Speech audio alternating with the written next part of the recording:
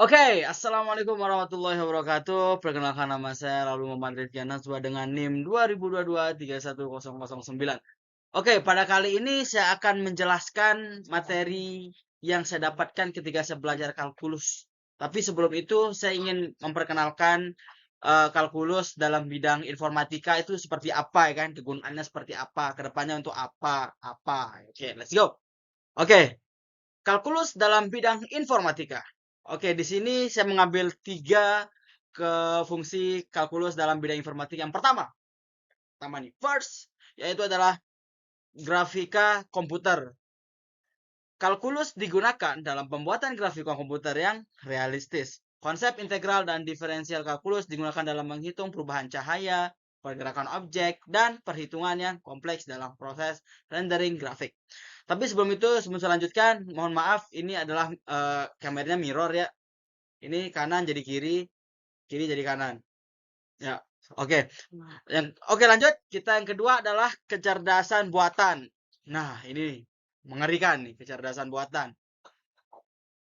Nah, di dalam bidang ini, kecerdasan buatan, kalkulus itu berfungsi atau digunakan dalam pemodelan dan optimisasi algoritma.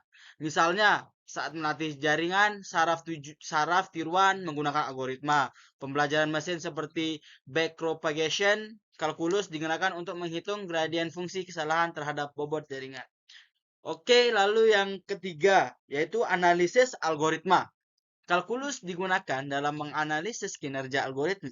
Dalam analisis algoritma, kita seringkali perlu menghitung kompleksitas algoritma dan mempelajari perilaku algoritma saat ukuran masalah mendekati tak hingga. Kalkulus digunakan untuk menghitung, ya. Oke, langsung saja kita menuju ke materi yang saya dapat nih ketika belajar kalkulus, yaitu materi ding ding ding ding ding, yaitu materi apa? Ya, materi integral tak tentu.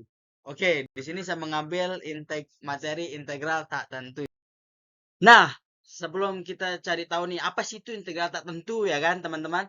Jadi integral tak tentu atau biasa dikenal juga sebagai antiderivatif adalah operasi matematika yang merupakan kebalikan dari diferensiasi. Integral tak tentu digunakan untuk mencari fungsi asal, yaitu fungsi yang jika diderivatifkan akan menghasilkan fungsi tersebut. Nah, notasi umum untuk integral tak tentu adalah sebagai berikut. Nah, integral fx dx. Nah, garis yang kayak tanda tanya sedikit kayak begini nih teman-teman, ini adalah integral ya. Dalam notasi ini, fx adalah fungsi yang diintegralkan, dx menunjukkan variabel integrasi. Dan ya tadi yang udah saya jelaskan, ya ini adalah garis integral, adalah simbol integral. Lalu untuk menghitung integral tertentu, kita harus mencari nih fungsi fx yang memenuhi persamaan. F aksen X sama dengan fx. Ini berarti turunan fungsi fx adalah fx. Fungsi fx yang memenuhi persamaan ini disebut antiderivatif dari fx. Dan kita dapat menulis integral fx dx sama dengan fx plus c. Dalam rumus di atas, c adalah konstanta.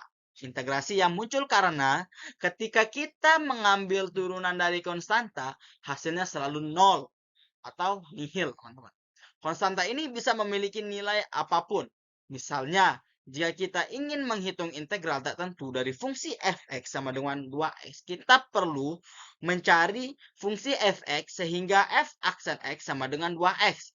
Kita tahu bahwa turunan dari x 2 adalah 2x. Jadi, kita dapat menyimpulkan bahwa fx sama dengan x kedua plus c adalah antiderivatif dari fx. Oleh karena itu, integral tak tentu dari 2x adalah integral 2x dx sama dengan 2 per 2 plus c. Oke, teman-teman? Oke.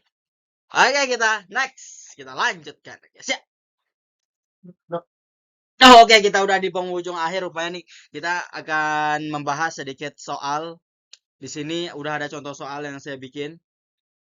Yaitu yang soal pertama adalah integral 2x akar pangkat 2 dx sama dengan, nah, 2x pangkat 2 ini adalah 2 per 2 plus 1. Jadi pangkat 2 ini, x pangkat 2 nih, jadi 2 itu plus 1 itu harus ada plus satunya. Ya, emang kayak gitu dia. Oke, dan x 2 plus 1 plus c sama dengan 2 dari 2 plus 1 sama dengan 2 per 3. X pangkat 3. Dan jangan lupa ditambahin juga nih. Oke, plus c. Nah, hasilnya 2 per 3 x pangkat 3 plus c. Itulah hasilnya. So simple, man. So simple. Jadi sesimpel itu, teman-teman. Jangan bawa pusing lah, oke? Oke. Oke, nomor kedua ada integral 3 per x pangkat 8 dx sama dengan integral x min 8 dx. Nah, kenapa x pangkat 8 ini ketika di sini menjadi min 8? Ya karena udah diubah. Jadi dari 3 per x pangkat 8 ini diangkat, dinaikkan, jadi dia pindah gitu, pindah ruas lah ibaratnya. Jadi negatif. Jadi integral 3x min 8 dx sama dengan 3 per min 8 plus 1. X min 8 plus 1 plus C. Nah, jadi hasil dari ini adalah 3 min 8 plus 1 sama dengan min 7. X pangkat min 7 plus C. Tapi ini sudah selesai sebenarnya, teman-teman. Tapi ketika nanti soalnya ada pilihan ganda, nah, nggak ada nih jawabannya. Kalian bisa mengubahnya menjadi 3 per min 7 x pangkat 7 plus C. Nah, di sini kita pindahkan x min 7-nya ini ke bawah. Jadi x 7 pindah ruas lagi, dia menjadi positif, teman-teman. Oke. Mungkin itu saja. Oh, belum. Oh, ada nomor 3. Integral x pangkat 3. Di sini buka kurung x pangkat 2 min 1 per x kurung tutup dx sama dengan. Oke, di sini integral kita akan mengalihkannya lah. Ketika x bertemu dengan x, pangkatnya yang 3 ya, x pangkat 3 dan x pangkat 2 nih pangkatnya yang ditambah, teman-teman. Oke. Jadi seperti integral x pangkat 5 dikurangin x pangkat 2 dx menjadi 1 per 5 plus 1 x 5 plus 1 dikurang 1 per 2 plus 1 x 2 plus 1 plus c. Jadi hasilnya adalah 1 per 6 x pangkat 6 min 1 per 3 x pangkat 3 plus c. Di sini ya karena namanya mirror seperti itu. Oke. Mungkin penjelasan saya mungkin agak kurang, tapi kalau kurang mengerti bisa dicari di YouTube lagi. Mungkin teman-teman, kurang lebihnya saya mohon maaf. Apabila kurang ada salah kata, mohon maaf.